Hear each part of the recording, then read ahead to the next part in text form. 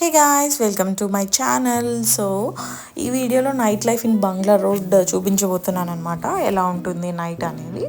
So నాకైతే నచ్చలేదు, but maybe కొంతమందికి నచ్చొచ్చు, అది డిపెండ్స్ అనమాట. ఈ నైట్ లైఫ్ అనేది నార్మల్ ఫ్యామిలీ వాళ్ళకైతే అస్సలు సజెస్టెడ్ కాదు. నేనైతే అసలుకే సజెస్ట్ చేయను.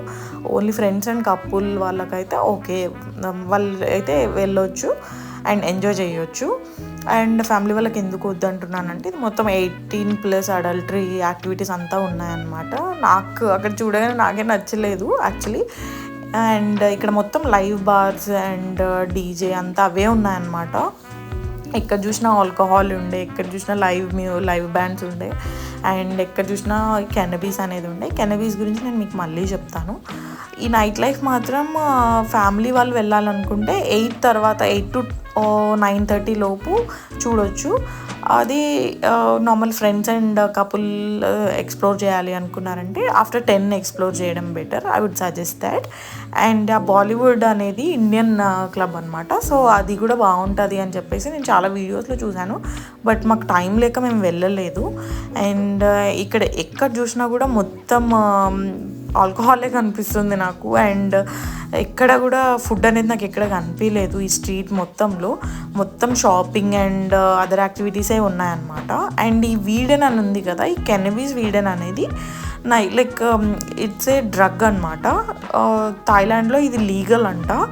మాకు ఫస్ట్ డేనే క్యాబ్ అతను చెప్పాడు కెనబీస్ ట్రై చేయండి అని చెప్పి. సో మాకు కెనబీస్ అనేసరికి మేము యాక్టివిటీ లేదా ఏమైనా ప్లేస్ ఏమో అనుకున్నాము, బట్ గూగుల్ సెర్చ్ చేసిన తర్వాత తెలిసింది ఏంటి అంటే అది ఒక డ్రగ్ అనమాట. సో ఎక్స్ప్లోర్ చేసిన తర్వాత మేము అనుకున్నాము అది ఒక డ్రగ్ ఇక్కడ లీగల్ అని చెప్పేసి మేము తెలుసుకున్నాం అనమాట. అండ్ ఇక్కడ మొత్తం షాపింగ్ ఉండే, ఫుడ్ మాత్రం ఎక్కడ కనిపించదు. స్ట్రీట్ ఎండ్ వరకు కూడా చూసినాం మేము, ఎక్కడ కనిపించదు. మొత్తం ఈ కెనబీస్ అండ్ ఆల్కహాల్ అండ్ షాపింగ్ మొత్తం ఇవే ఉంటాయన్నమాట. అండ్ ఈ పోలీస్ వాళ్ళది ఆ రోజు ఏదో ఉంది, బట్ వాళ్ళు నేను ఇంకా భయపడినా ఈ యాక్టివిటీస్ అన్నీ చూసి వాళ్ళు క్లోజ్ చేసుకుంటారేమో అనుకున్నా, కానీ అది లీగల్ అంట. వాళ్ళు పోలీస్ వాళ్ళు వచ్చినా కూడా ఎవరు ఏం భయపడరంట. అండ్ నెక్స్ట్ మేము end of the Bangla Road వచ్చేసినాం అనమాట. రాగానే అక్కడ షవర్మా కనిపించింది మాకు. షవర్మా ట్రై చేద్దామని మహి అడిగినాడు, కానీ బట్ నాకు ఎందుకనో ఫుగెట్లో అసలు ఇండియన్ ఫుడ్ ఏది ట్రై చేయబుద్ది కాలేదు. నార్మల్గా ఇండియన్ ఫుడ్ అసలు మనకు అక్కడ దొరకదు. అండ్ అది కాక నార్మల్ మనకు తెలిసిన ఐటమ్స్ కూడా ట్రై చేయాలంటే నాకు కొంచెం భయం అయిందనమాట. సో ఇంకా నేను ట్రై చేయలేదు. అండ్ ఎదురుగా కనిపించే షాప్లో నేను మొత్తం షాపింగ్ చేసుకున్నాను అనమాట.